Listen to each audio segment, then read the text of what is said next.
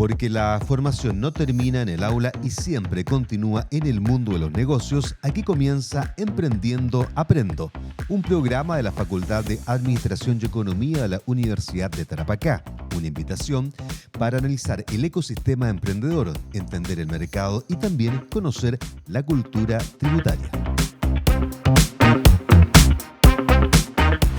Bienvenidos y bienvenidas a un nuevo capítulo de Emprendiendo Aprendo, un espacio a través de la Facultad de Administración y Economía en coordinación con la carrera de Contador Auditor Contador Público, donde buscamos poder acercar la cultura tributaria a los emprendedores y emprendedoras como tú. Bueno, día Sofía, la bienvenida a todos nuestros auditores. Este es un nuevo capítulo donde, tratamos básicamente de hablar sin tecnicismos y en un lenguaje lo más claro posible para que sea de fácil de comprensión y que puedan incorporar estos conocimientos en su quehacer diario de sus emprendimientos. Claro, y hoy día vamos a tocar un tema fundamental que a veces se toma a la ligera, como es el de formalizar correctamente un negocio, es decir, desde la constitución hasta el inicio de actividades. Y en ese sentido, Marcelo, cuando una persona decide emprender, parte en este caso con la idea de negocio, por ejemplo, el qué vender, a quién vender, cómo diferenciarse de la competencia, pero muchas veces deja en segundo plano una decisión bastante importante que de cierta forma condiciona el resto, que es cómo esta empresa o este negocio se va a estructurar legalmente. Y aquí, cuando hablamos de esto, no se trata de una decisión o un mero trámite administrativo, ¿ya? Aquí se deja desde el inicio, se deja establecido cómo va a responder, ¿cierto?, ante terceros, qué riesgos va a asumir y cómo este negocio se pretende proyectar durante el tiempo. Bueno, en general, las decisiones de emprendimiento se toman bastante a la ligera, sin un análisis, como tú bien lo mencionas, respecto de cuáles son las implicancias posteriores que tiene cualquier responsabilidad en el ámbito de los negocios.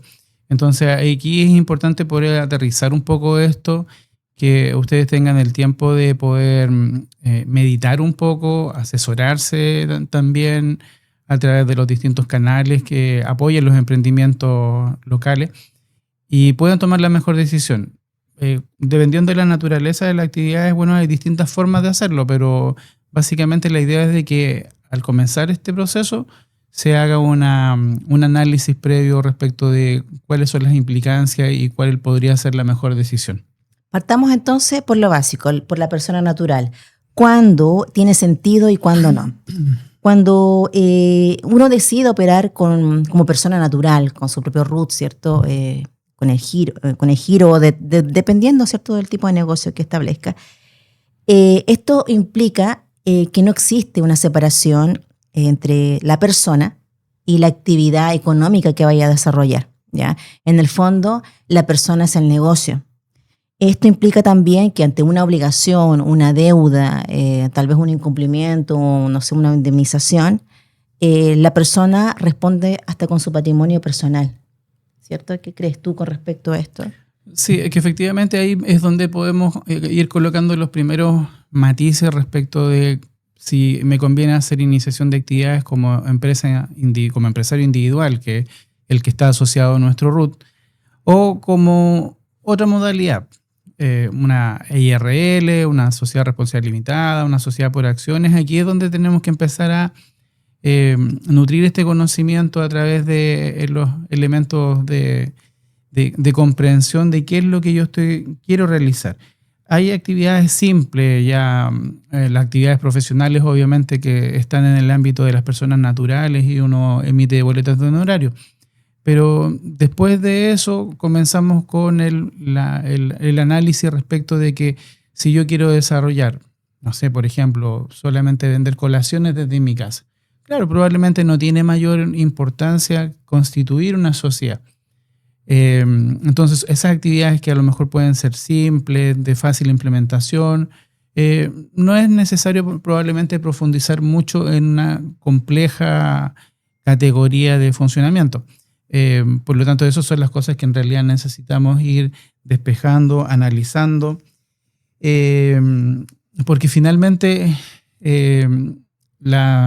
este conocimiento es lo que nos permite tomar decisiones en forma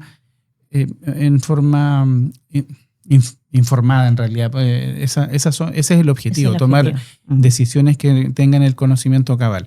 A veces, como se dice, lo barato cuesta caro, por lo tanto, a veces solamente llegamos y empezamos a montar un amplio abanico de actividades con nuestro propio root. Y a veces es necesario ir separando las cosas, pero siempre, digamos, la idea es que tomar esas decisiones informadas y no actuar en forma precipitada. Claro, porque cuando yo decido, por ejemplo, invertir, por ejemplo, en maquinarias, contratar personas, ¿cierto? Eso ya implica responsabilidades mayores. Hay terceras personas involucradas y por lo tanto ahí debería pensar que efectivamente ante esas situaciones yo respondo efectivamente con mi patrimonio personal. Bueno, eso es importante tenerlo presente. Esas variables a lo mejor uno con la prontitud de ciertos ejercicios toma decisiones en forma rápida y a lo mejor es efectiva porque se cumple el objetivo.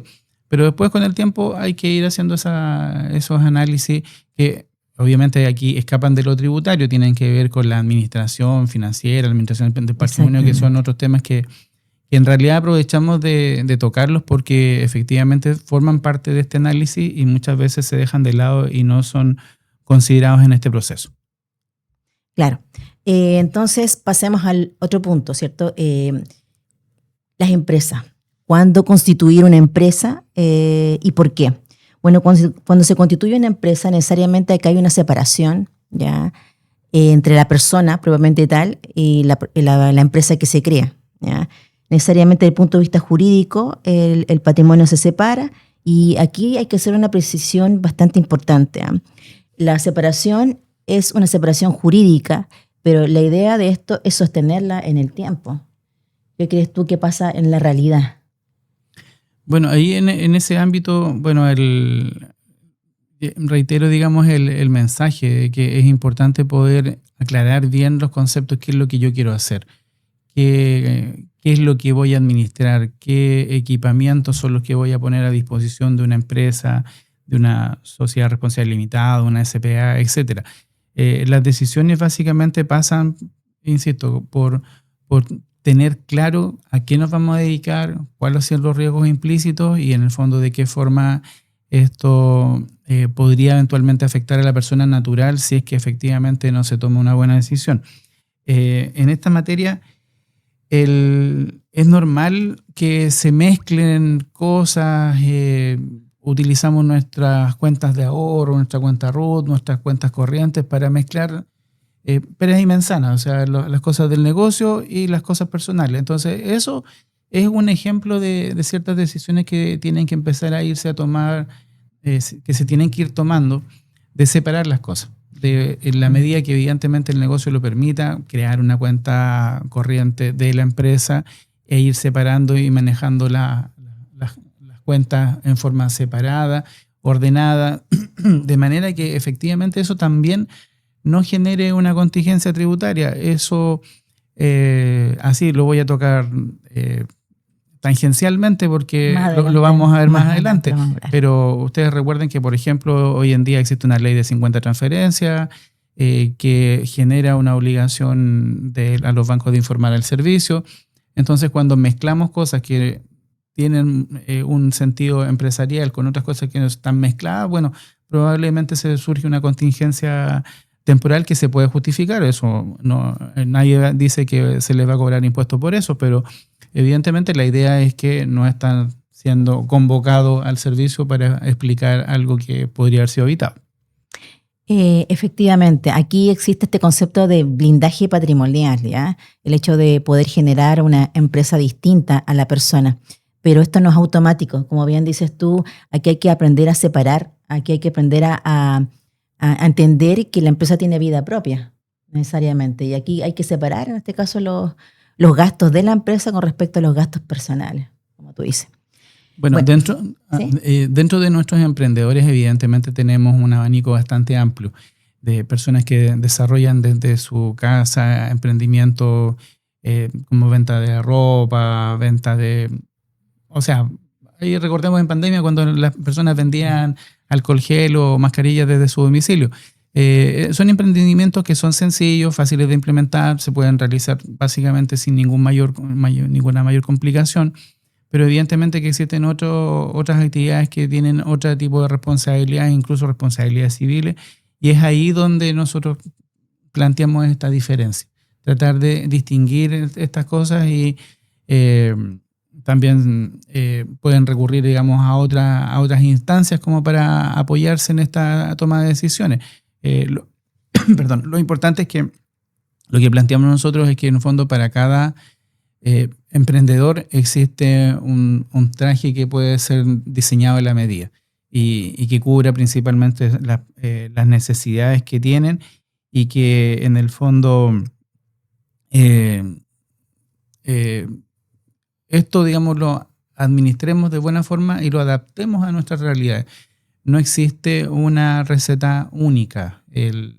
Mi vecino puede realizar las cosas de una forma y le va súper bien, y esa forma de administrarse a lo mejor a mí no me sirve. Entonces, por eso la idea es que ustedes en este proceso empiecen a nutrirse de información, a buscar distintos registros, que en el fondo experiencia de terceros o asesorías profesionales,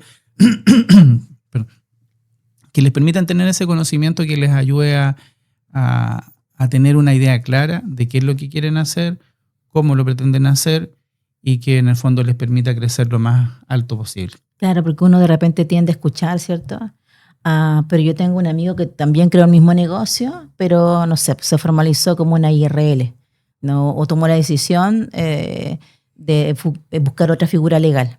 Entonces, como bien tú dices, no hay una receta única en el sentido, pero, por ejemplo, como tú dices, a aquellas personas que recién están empezando un negocio pequeñito, ¿qué les convendría más en ese sentido? ¿Qué tipo de sociedad le podría corresponder a ese tipo a grandes rasgos, según tu experiencia, lo que has visto en el servicio? Bueno, es cierto, a partir de las experiencias de las experiencias que uno va recogiendo en lo cotidiano en la vida laboral.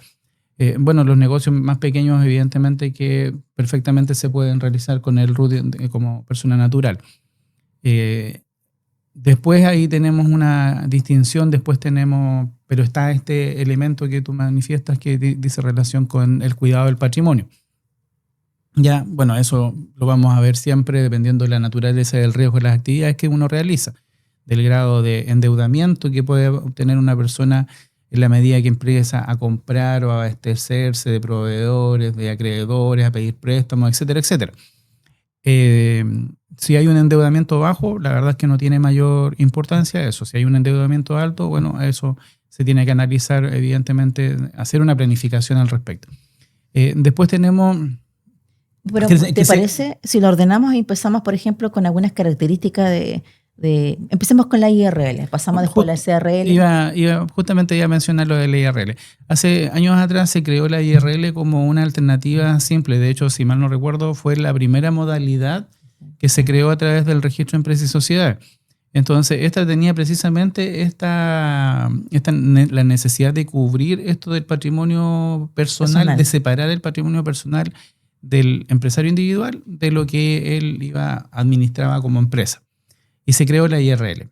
Pero las IRL se crearon bajo una lógica de ser giros exclusivos. Entonces ya eso generó una limitante, porque si yo quería tener dos actividades distintas tenía que crear dos IRL. Entonces después ya eso genera obviamente una complicación, administraciones, contabilidades distintas, etc. Entonces ahí ya eso fue generando de alguna forma, si bien es cierto, solucionaba un problema, pero finalmente también generaba otro, de la administración, de la amplitud de empresas que yo tenía que administrar por ese propósito. Bueno, paulatinamente se fueron creando otro tipo de modalidades. Estábamos hablando desde el registro de empresas y sociedades, porque ahí es donde se gatilla en gran medida la explosión que tenemos hoy en día de sociedades que se conforman en forma rápida. Recordemos que hasta antes de esta implementación las sociedades se creaban por escritura pública, a través de una constitución que se iba a notaría, era redactada por un abogado, después una inscripción en el registro de comercio. Todo ese proceso no demoraba menos de 2 o 3 meses. Entonces era sumamente lento, caro, etc.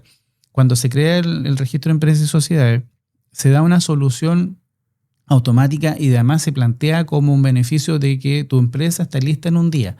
Y eso técnicamente es posible. Es posible realizar todo ese proceso de constitución en un día.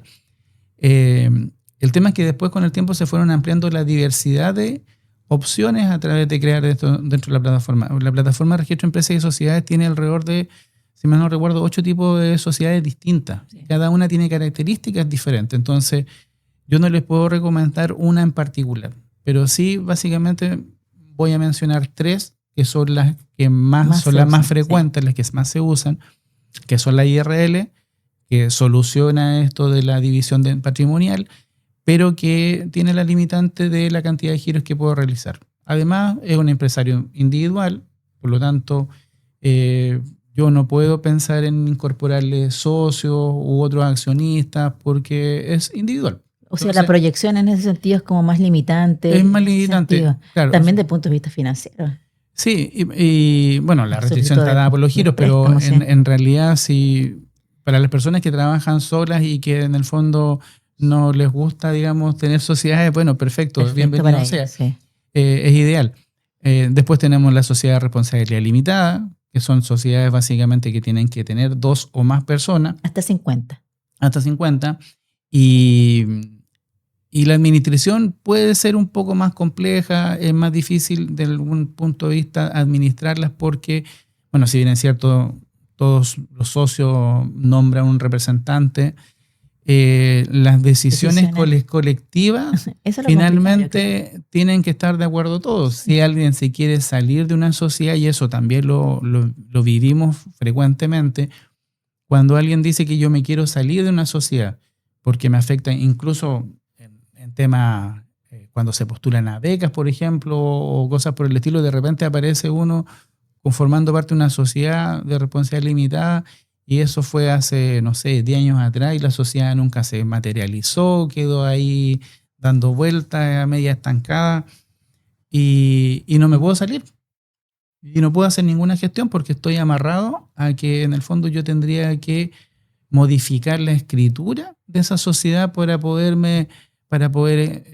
dejar de aparecer en ese registro. Entonces eso, ya, ahí hay una complicación. No de términos operativos de la empresa, pero sí desde la realidad personal. Entonces, de lo que me puede afectar eso o no, especialmente cuando me quiero salir de ahí. Y después están las SPA. Y en ese sentido, la SPA es la de más fácil administración porque ahí sí yo me puedo entrar y salir. No existe una obligatoriedad de modificarla en el registro de empresas y sociedades. Yo puedo incorporar libremente, si yo soy el propietario único y tengo el 100% de las acciones, puedo incorporar a otras personas sin necesidad de modificar el registro. Evidentemente tengo que vender las acciones, pero eso se hace a través de un contrato simple notarial o con firma electrónica avanzada y se termina el trámite. Y ya incorporo un nuevo interesado, digamos, en este proyecto de emprendimiento. O viceversa, si alguien quiere salirse, vende sus acciones y es de simple ejecución. Entonces, desde ese punto de vista de la administración, uno puede decir, ¿sabe?, que en realidad esa podría convenir más dentro de, si se dan estas condiciones. A lo mejor no se necesita. Si yo tengo un núcleo societario bien afiatado, la sociedad de responsabilidad limitada va a funcionar perfecto. Entonces, esas son variables en el fondo, algunos datos que nos pueden ayudar a concretar una idea de cómo yo pretendo administrarme. Perfecto. Bueno, cada tipo de sociedad tiene sus ventajas y desventajas. Si bien más o menos en 2003 salió un estudio a grandes rasgos sobre las personas que creaban este tipo de sociedad y claro, había más de un 70% que estaba creando SPA. y cerca de un 10 a un 12% EIRL y pasaba, ¿cierto?, a SRL y ya en menor escala lo que es SA. ¿Ya? En ese sentido, la SRL tampoco es la panacea de todo. ¿Ya? Básicamente ahí también tenemos que considerar que al ser una sociedad de capital también tiene sus costos y tiene que seguir ciertos procedimientos. ¿Ya? Pero tú mencionaste algo bien importante, ¿eh? Lo que es tu empresa en un día. ¿Ya? Esta plataforma que me permite crear en forma rápida este tipo de sociedades. ¿Ya? Sí. Y en ese sentido, uno cuando ingresa y crea su usuario a través de un formulario electrónico, yo diría que estándar, ¿ya?, que maneja la plataforma. Aquí hay un punto central y es que básicamente esto no es un trámite cualquiera, porque cuando uno ingresa toda la información que se solicita, lo que está haciendo también la persona es crear los estatutos de la sociedad. Entonces yo creo que ahí tenemos que tener cuidado con lo que se ingresa, no es cualquier información. Por ejemplo, uno de ellos es el giro. Hay que tener cuidado con definir el giro dentro de lo que es empresa en un día. ¿Por qué crees que es tan complejo ahí? Porque eso se enlaza después con lo tributario. O sea, ahí hay una diferencia, por ejemplo, entre el empresario individual y cualquiera de las modalidades que están en el registro de empresas y sociedades. Y es la facilidad con la cual yo puedo incorporar o eliminar actividades económicas. En la persona natural yo puedo cambiar todos los días si quiero las actividades económicas, no tengo ningún trámite formal que hacer porque el sistema sí lo permite, son decisiones personales y evidentemente que se pueden cambiar en cualquier momento. En el registro de empresas y sociedades nosotros tenemos que tener la cautela de dejar constancia de todas las actividades que yo quiero realizar o sueño con realizar. Esa debería ser la lógica de funcionar. Si yo coloco solamente una actividad económica y el día de mañana tengo un plan, una expectativa o me surge un negocio en particular, necesito tener que modificarla. Tengo que volver al registro de empresas y sociedades, modificar el objeto social, incorporarle los cambios que se necesitan y eso podría incluso implicar una pérdida de tiempo en la concreción de un negocio. Entonces, por eso es que eso es importante tener esta constitución, hacerla desde el punto de vista en forma bien reflexiva, bien analizada, o sea, ¿dónde que yo quiero llegar? Cuando tenemos charlas, yo de alguna forma les planteo, o sea, la posibilidad de ustedes el día de mañana no puede surgir cualquier cosa. Ahí soñar es fácil y nosotros podemos en este texto colocar esos sueños. Ahora, ahí hay que después materializar una diferencia y ahí entra el servicio a hacer un filtro. Lo que está declarado en la Constitución de la sociedad, que es un deseo, cuando se hace iniciación de actividades, nosotros tenemos que colocar lo que efectivamente estamos en condiciones de realizar. Las actividades que podríamos realizar, incorporarlas después en la iniciación de actividad.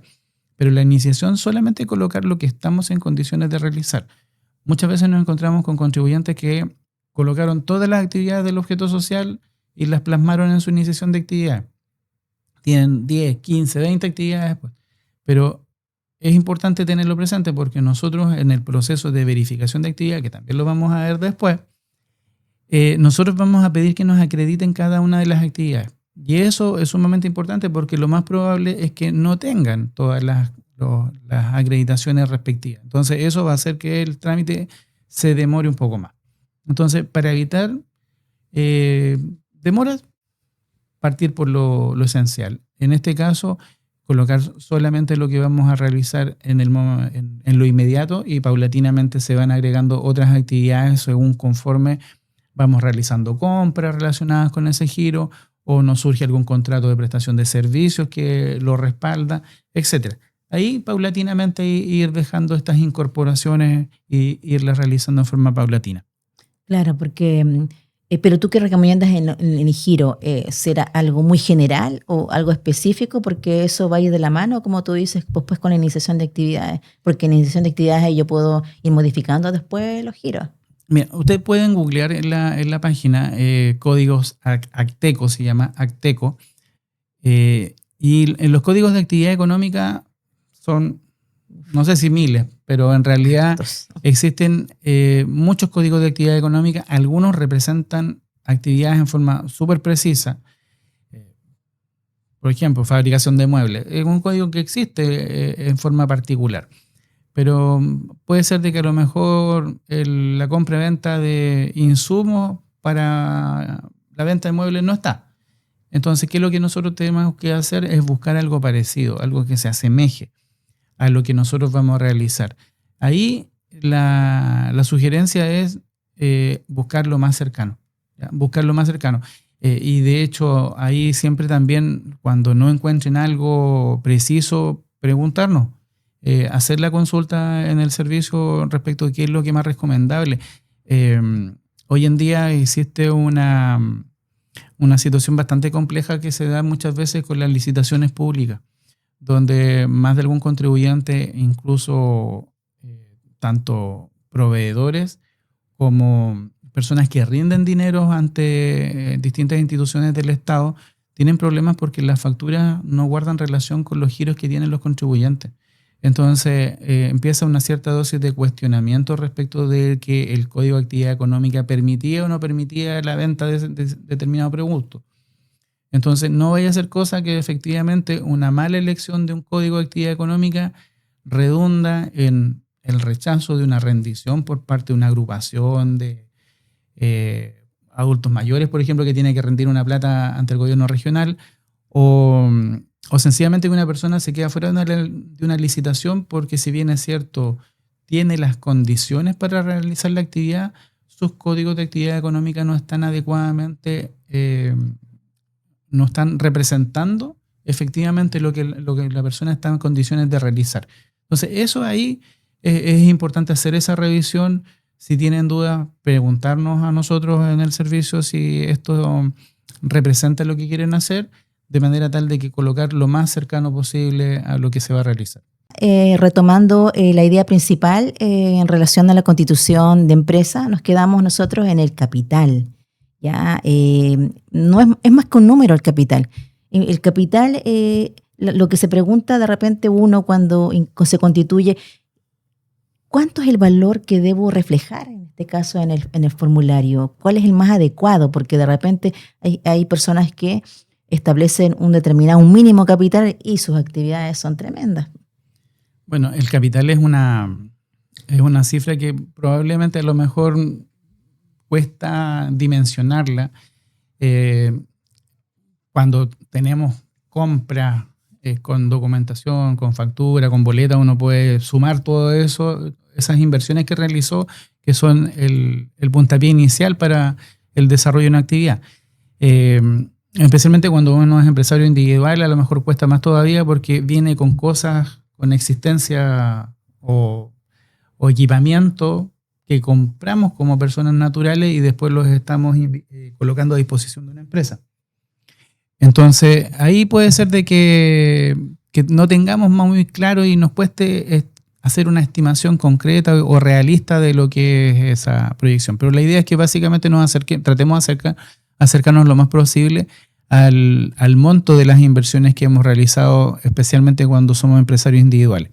Ahora, en las sociedades el capital está señalado en forma expresa, entonces ahí evidentemente que también uno tiene que tener cierta dosis de claridad respecto de cuánto es lo que va a invertir, ya sea en dinero efectivo o en especies o en bienes, porque también sucede que nosotros podemos realizar aportes en la constitución de una sociedad en bienes que tenemos. Entonces, eso implica necesariamente que esos bienes van a cambiar de nombre.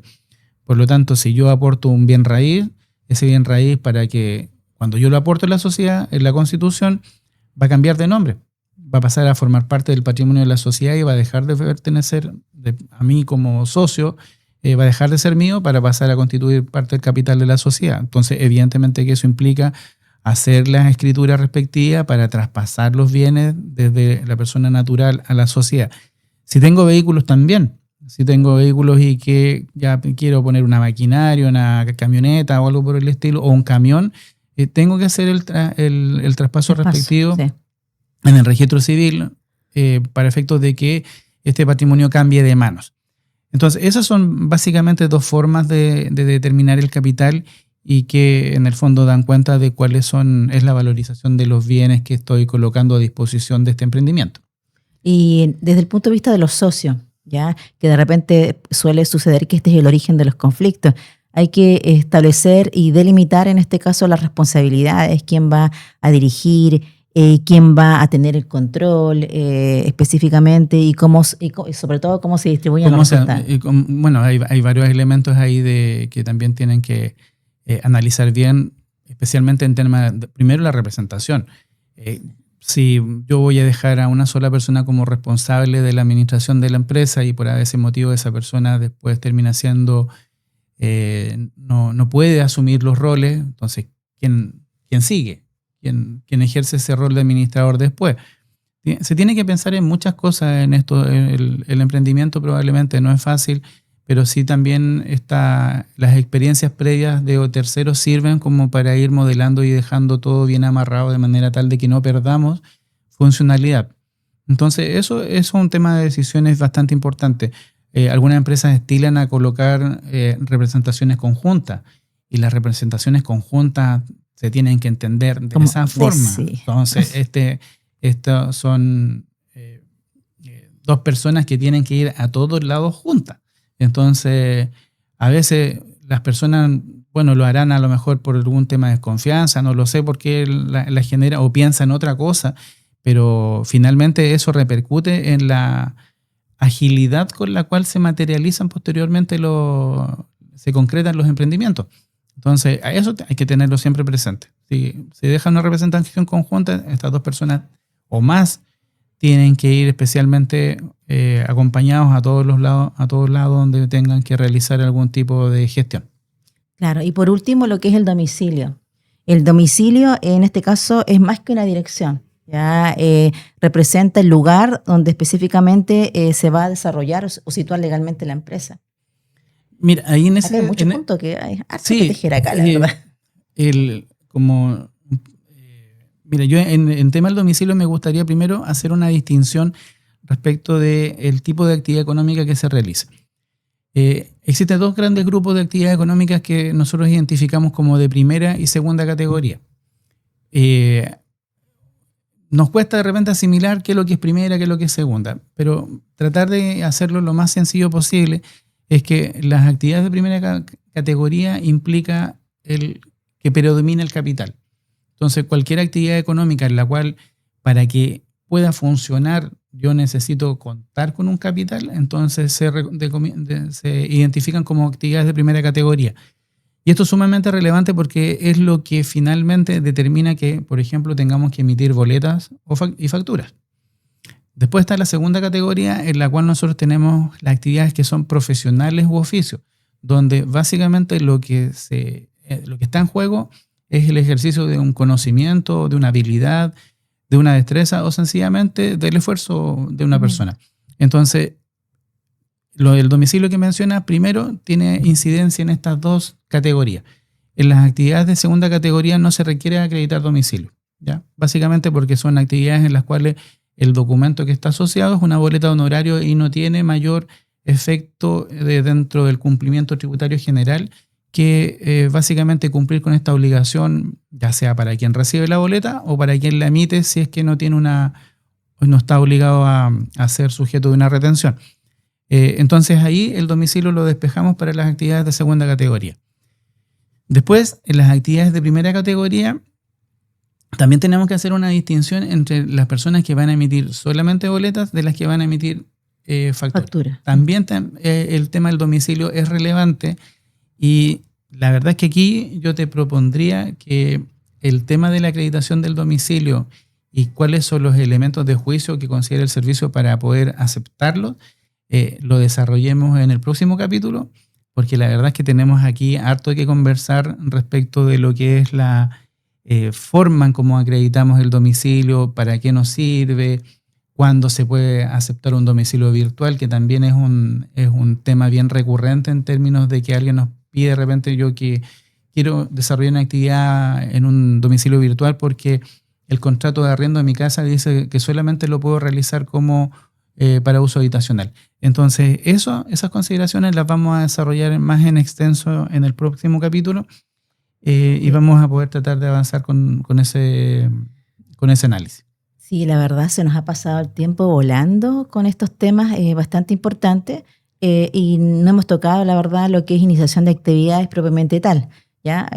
A grandes rasgos, Marcelo, iniciar actividades, ¿qué es lo que es? Bueno, primero existe una disposición legal que lo obliga. O sea, cuando estamos desarrollando actividades económicas o comerciales, existe una legislación que en el fondo está detrás de esta obligatoriedad y que, bueno, también nos hemos perdido un poco por qué nace todo esto. O sea, todas estas actividades existen o estas obligaciones existen porque están sujetas a impuestos. Y a veces se nos olvida, digamos, de que el objetivo de todo este enrolamiento es que las personas somos sujetos de impuestos, ya sea cuando vendemos o cuando compramos algún tipo de producto. Y además por las implicancias que tiene desde el punto de vista del impuesto a la renta. Entonces, ahí hay una serie de obligaciones que forman parte de este proceso y que finalmente tenemos que cumplir porque las leyes tributarias así lo estiman. Entonces, para ir cerrando, Marcelo, formalizarse no es solamente un requisito. Aquí tenemos que entender el sistema como tal. Exactamente. ¿Ya? Yo creo que este tema lo podemos ir desarrollando con mayor detalle, por el tiempo, la verdad, en el siguiente capítulo. Bueno, esperamos que el capítulo de hoy les haya entregado algunas herramientas para la toma de sus decisiones. El compromiso es seguir recibiendo sus mensajes respecto de consultas que estimen necesario abordar. Recuerda el correo, por favor. emprendientoaprendo.uta@gmail.com. Y también recuerden que todavía nos encontramos ahí atendiendo y asesorando en Operación Renta, en Cardenal Caro 348, de 9 a 12:30. ¿Ya? Nos vemos en el próximo capítulo. Muchas gracias. Recuerda también que está en YouTube, así que también se puede revisar este capítulo y los anteriores en el canal de YouTube de la universidad. Exactamente. Nos vemos. Adiós. Fueron 30 minutos de aprendizaje compartido en el siempre dinámico mundo del emprendimiento. En Radio Universidad de Tarapacá presentamos Emprendiendo Aprendo.